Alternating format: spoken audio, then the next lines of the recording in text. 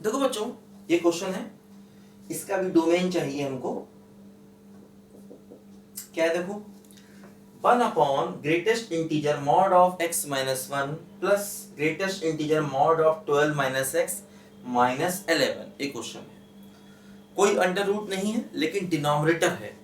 तो अगर डिनोमिनेटर है तो डिनोमिनेटर को जीरो नहीं करना पड़ेगा, मतलब हमें ये देखना पड़ेगा कि हमारा डिनोमिनेटर जीरो कब है आखिर। और जहां पर डिनोमिनेटर जीरो है वो पॉइंट्स रियल नंबर में से निकालने पड़ेंगे। देखो ये इसका आंसर है, ध्यान दो, ये इस क्वेश्चन का आंसर है। तो हमें ये चेक करना है कि हमारा डिनोमिनेटर जीरो ना हो। तो इसके लिए क्या करते हैं, डिनोमिनेटर को जीरो के बराबर कर देते हैं। देखो सबसे पहले क्या किया हमने, इस अपने पूरे डिनोमिनेटर को, देखो ध्यान दो, मॉड के अंदर 12 माइनस एक्स है, इसे x माइनस 12 भी लिख सकते हैं, क्योंकि mod of a minus b बराबर क्या होता है, mod of b minus a, कोई अंतर नहीं, ध्यान देना। तो मॉड के अंदर देखो जो 12 माइनस एक्स है, इसे हम मॉड ऑफ x माइनस 12 लिख रहे हैं, और माइनस 11 को जीरो के बराबर हम कर देंगे, ध्यान दो, ठीक। Mod of a minus b बराबर mod of b minus a होता है, हमेशा होता है। तो मॉड ऑफ 12 माइनस एक्स को मॉड ऑफ x माइनस 12 कर दिया। हम ये देखना चाहते हैं आखिर डिनोमिनेटर जीरो होगा कब, ठीक। अब देखो जैसे यहाँ पर मॉड x माइनस 1 है, मॉड x माइनस 2 है, 12 पे दो मॉड है। देखो दो मॉड है, एक मॉड 1 पर वैल्यू बदल रहा है, एक 12 पर वैल्यू बदल रहा है। देखो ये है मॉड x माइनस 1, ये क्या है, मॉड x माइनस 12। तो एक मॉडुलस अपनी वैल्यू 1 पर बदल रहा है, एक मॉडुलस अपनी वैल्यू 12 पर बदल रहा है। तो हम क्या करेंगे, तीन केस बनाएंगे, x को लेस देन 1 लेंगे, x को बिटवीन 1 एंड 12 लेंगे, और x को ग्रेटर देन 12 लेंगे। देखो ध्यान दो, तो सबसे पहले हमने क्या किया, देखो x को लेस देन 1 लिया, x को लेस देन 1 है ना। दो मॉडुलस हैं तो तीन केस बनते हैं। मैंने आपको स्टार्टिंग बताया था, जब मैंने आपको मॉडुलस के बारे में बताया था, वहां पर मैंने आपको ये कॉन्सेप्ट समझाया था कि दो मॉडुलस हैं तो तीन केसेस बनेंगे, ध्यान देना। अब देखो जैसे x को लेस देन 1 लिया, तो लेस देन 1 लेने पर मॉड x माइनस 1 हो जाएगा 1 माइनस एक्स। बताइए भाई, मॉडुलस का याद है ना केस आपको, क्या होता है, जैसे मॉड ऑफ x माइनस 1 है तो इसकी वैल्यू x माइनस 1 होगी अगर x 1 से बड़ा है, 1 माइनस एक्स होगी अगर x 1 से छोटा है। अब जैसे मॉड ऑफ x माइनस 12 है तो इसकी वैल्यू x माइनस 12 होगी अगर x 12 से बड़ा है, 12 माइनस एक्स होगी अगर x 12 से छोटा है, ध्यान दो।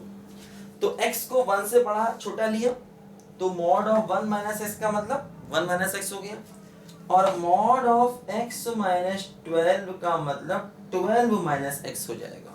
क्योंकि देखो x अगर 12 से छोटा है तो ये वैल्यू, और यहां पर देखो x 1 से छोटा है, 1 से छोटे का मतलब क्या हो गया, x 12 से भी छोटा हो गया, ध्यान दीजिए। देखो इसको सिंप्लीफाई करें, क्या बना, देखो greatest integer 1 minus x plus greatest integer 12 minus x और इक्वल टू क्या बन गया, बोलो 11, ऐसे बन गया। देखो ध्यान दो, देखो अब जैसे क्या हो रहा है यहां पर कि x 1 से छोटा है तो इसकी वैल्यू देखो 1 माइनस एक्स आ गई। देखो अगर x 1 से छोटा है तो क्या होगा, देखो 1 माइनस एक्स की वैल्यू हमेशा पॉजिटिव होगी, ध्यान दीजिए। देखो x 1 से छोटा है, x 1 से छोटा है तो 1 माइनस एक्स एक पॉजिटिव वैल्यू होगी, और 12 माइनस एक्स भी एक पॉजिटिव वैल्यू होगी। और देखो इन दोनों का सम 11 के बराबर आ रहा है, ध्यान दो, इन दोनों का सम 11 के बराबर आ रहा है। तो अब देखो ध्यान दो, अगर हम x को 1 से कम लेंगे, देखो अगर x 1 से कम है तो माइनस एक्स माइनस 1 से बड़ा होगा, और 1 माइनस एक्स 1 ऐड कर दिया 0 से बड़ा होगा। देखो ध्यान दो, 0 से बड़ा, ठीक। अब देखो अगर x 1 से कम है तो माइनस एक्स माइनस 1 से बड़ा होगा, 12 माइनस एक्स क्या हो जाएगा, 11 से बड़ा। तो देखो क्या हो रहा है कि ये जो वैल्यू है, देखो यहां पर ध्यान दो, ये वैल्यू पॉजिटिव है, 0 से बड़ी है, और ये वैल्यू 11 से बड़ी है। अब देखो ध्यान दो, हमें दोनों का सम 11 चाहिए। तो देखो दोनों का सम 11 तभी हो सकता है जब 1 माइनस एक्स का ग्रेटेस्ट इंटीजर 0 हो जाए और 12 माइनस एक्स का ग्रेटेस्ट इंटीजर 11 हो जाए, तभी दोनों का सम 11 हो सकता है। अदरवाइज देखो ये 11 से बड़ा हो गया और ये 0 से बड़ा। अगर मैं कह रहा हूं ये 11 से बहुत बड़ा हो गया तो सम कभी भी 11 हो ही नहीं सकता, और अगर ये 0 से बहुत बड़ा हो गया तो इन दोनों का सम कभी 11 नहीं हो सकता, क्योंकि दोनों के दोनों पॉजिटिव वैल्यू ले रहे हैं। तो अगर दोनों पॉजिटिव वैल्यू ले रहे हैं तो देखो 11 के बराबर सम तभी होगा जब ये ग्रेटेस्ट इंटीजर 0 हो जाए और ये ग्रेटेस्ट इंटीजर 11 हो जाए। क्योंकि देखो इसको 11 से बड़ा होना है, ये कभी 11 से छोटा नहीं हो सकता। हाँ, अगर ये 11 से छोटा होता तो ये संभव था कि ये 10 हो जाए, ये 11 हो जाए, सॉरी ये 10 हो जाए, ये 2 हो जाए, है ना, या ये 9 हो जाए, ये 2 हो जाए, या ये 8 हो जाए, 3 हो जाए, क्योंकि इसको 11 से बड़ा होना है। तो अगर इसको 11 से बड़ा होना है तो इसका ग्रेटेस्ट इंटीजर 11 के बराबर ही हो सकता है और इसका ग्रेटेस्ट इंटीजर 0 के बराबर हो सकता है, बस। तो अब देखो ध्यान दो, अगर ये ग्रेटेस्ट इंटीजर 0 के बराबर हुआ, इसका मतलब 1 माइनस एक्स होगा 0 और 1 के बीच में, तो माइनस एक्स क्या होगा, -1 और 0 के बीच में, तो x क्या होगा बोलो, 0 और 1 के बीच में। ये पॉसिबिलिटी बनी, यहां पर ध्यान दो, x 0 और 1 के बीच में हो सकता है, ठीक। अच्छा अब देखो ये 11 के बराबर हो गया, तब क्या होगा कि 12 माइनस एक्स होगा 11 और 12 के बीच में, तो माइनस एक्स क्या हुआ, देखो 12 माइनस कर दिया तो -1 से लेकर के 0 तक, x क्या हो गया बोलो, 0 से लेकर के 1 तक, ध्यान दो। तो x की वैल्यू देखो 0 और 1 के बीच में आ रही है ना। अब देखो ध्यान दो यहां पर कि ये 0 है तो 0 से 1 तक हो सकता है ना।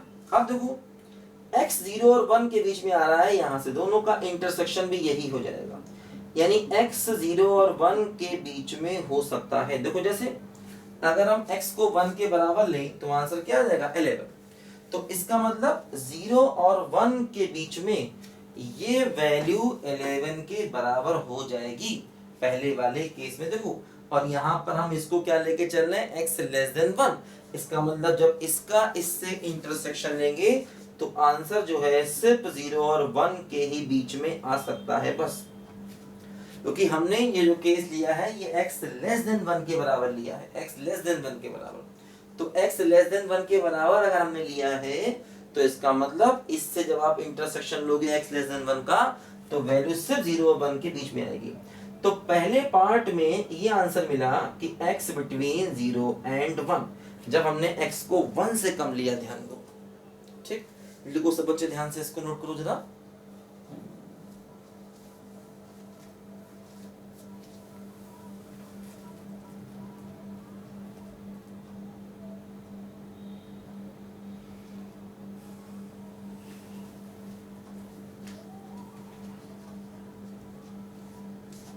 देखो सेकंड पार्ट किया जाए।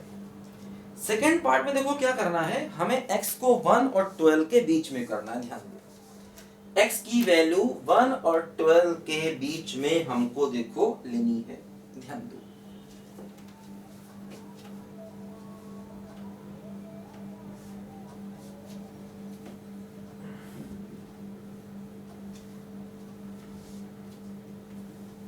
देखो सेकेंड केस में क्या करना है हमको, x को लेना है 1 और 12 के बीच में। अब देखो अगर x 1 और 12 के बीच में है तो इसका ग्रेटेस्ट इंटीजर हो जाएगा x माइनस 1 और इसका ग्रेटेस्ट इंटीजर हो जाएगा 12 माइनस एक्स इक्वल टू 11, ध्यान दो, ठीक।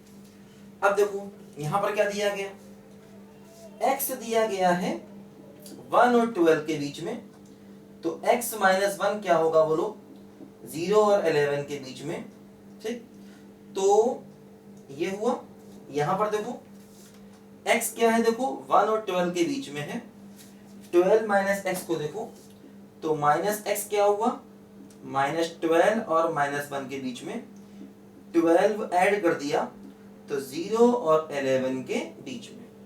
ठीक, तो देखो ये भी 0 और 11 के बीच में है और ये भी 0 और 11 के बीच में है ना, दोनों के दोनों 0 और 11 के बीच में है और हमें देखो इन दोनों का सम 11 के बराबर करना है। देखो एक काम और भी हम कर सकते हैं, देखो यहाँ पर एक काम हम ये भी कर सकते हैं इस टाइप के सवालों में, जैसे ग्रेटेस्ट इंटीजर x प्लस आई हमेशा क्या होता है, ग्रेटेस्ट इंटीजर x प्लस आई को बाहर कर सकते हैं, इंटीजर को बाहर कर सकते हैं, ध्यान दो। तो वही काम देखो हम चाहें तो वो प्रॉपर्टी भी यहाँ पर लगा सकते हैं, थोड़ा उससे हमारा काम देखो इजी हो जाएगा।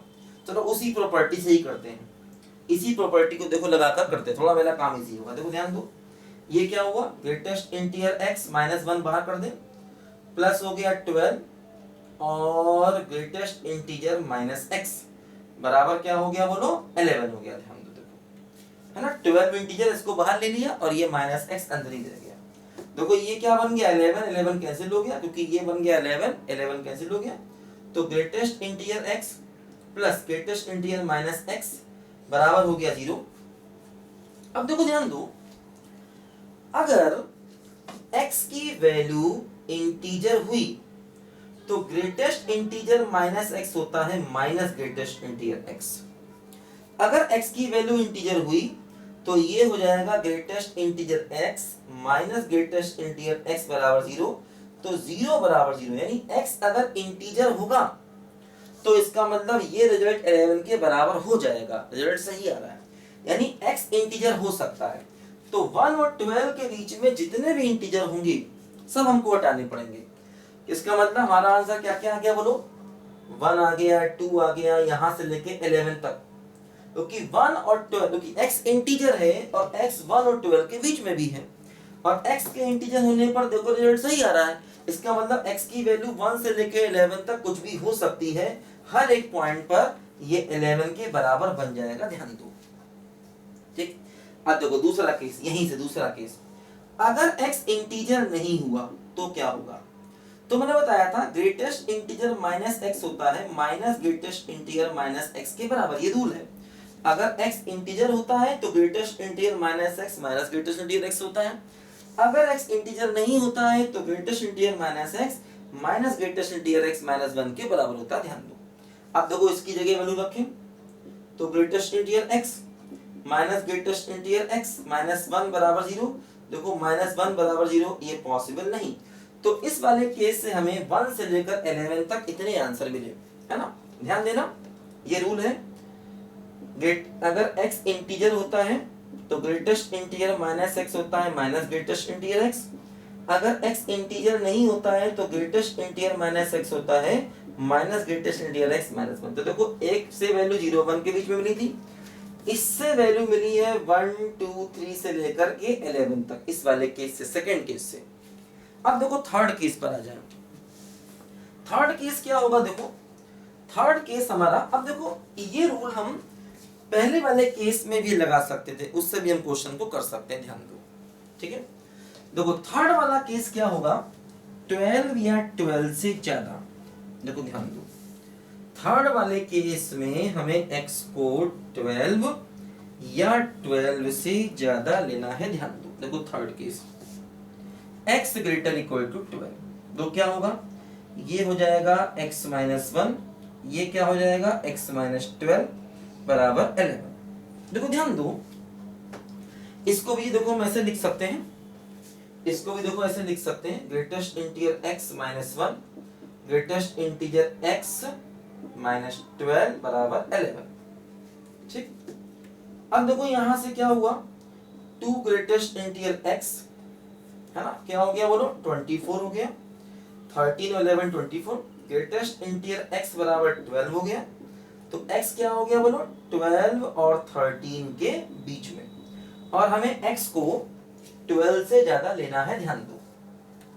ठीक, तो इसका मतलब इस पॉइंट पर भी, अब देखो ये एक आंसर और आ गया, इस पर भी डिनोमिनेटर 0 होगा, तो ये सारे आंसर जो हमें मिले हैं उनको r में से निकालना होगा। देखो क्या क्या आंसर मिले, एक आंसर मिला बिटवीन 0 एंड 1, एक आंसर मिला 1 से लेकर 11, और एक का आंसर मिला है 12 इक्वल से लेकर 13 तक। देखो यही तो ये आंसर है। देखो 0 1 को निकाला है R में से, यूनियन 1 से लेके 12 तक निकाला। देखो यही यहाँ पर 11 पर इक्वल है, लेकिन यहाँ पर 12 पर इक्वल है। तो ऐसे भी कर सकते हैं कि 1 से लेके 12 तक निकाला और यूनियन ओपन इंटरवल 12 से 13 निकाला, क्योंकि हमारा जो आंसर आया है 12 पर क्लोज आया है, इसका मतलब 12 को निकालना है।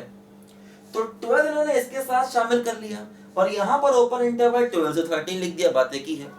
तो ये इन तीनों का देखो यूनियन यही है और उसको R वैसे निकाला। क्यों? क्योंकि ये वो पॉइंट्स है जहां पर डिनोमिनेटर 0 हो रहा है, तो डिनोमिनेटर 0 वाले पॉइंट्स हमें यूनियन से निकालने पड़ेंगे।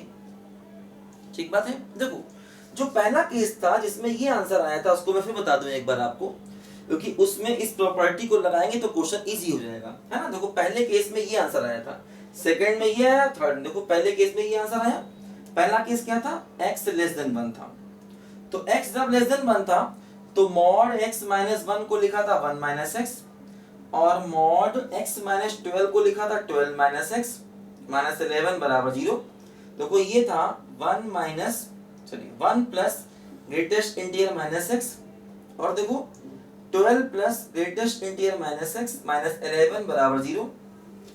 देखो ये 1 माइनस एक्स है तो greatest integer of minus x. देखो ध्यान देना, जैसे ग्रेटेस्ट इंटीजर 1 माइनस एक्स है ना, तो ऐसे मत लिखना, ऐसे नहीं लिखेंगे, x ये पूरा माना जाएगा, है ना। तो 1 plus greatest integer of minus x, ध्यान दो, है ना। गलती से इसको ऐसे ना लिखना कि 1 माइनस ग्रेटेस्ट इंटीजर x, ये गलत हो जाएगा, ध्यान देना।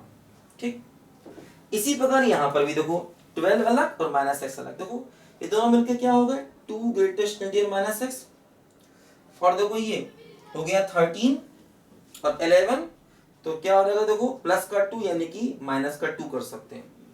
ठीक 13 माइनस 11 का मतलब प्लस 2 इधर जाएगा minus 2। Greatest integer minus x बराबर क्या हो गया बोलो? माइनस 1 हो गया।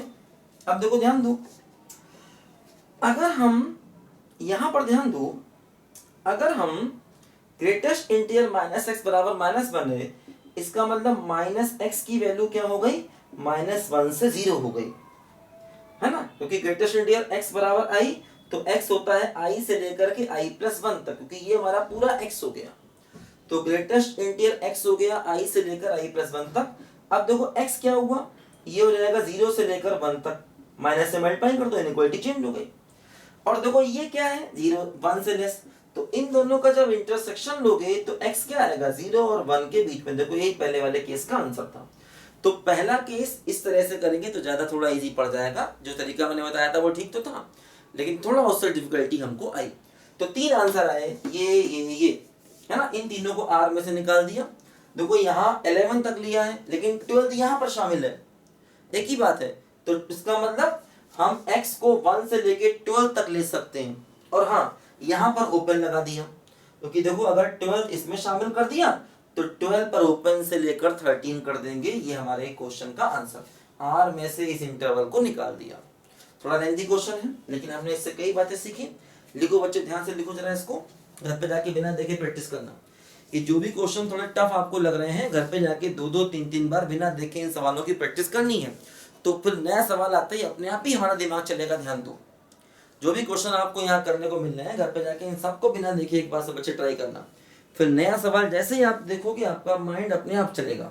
ठीक बात है, नोट करो सब बच्चे ध्यान से।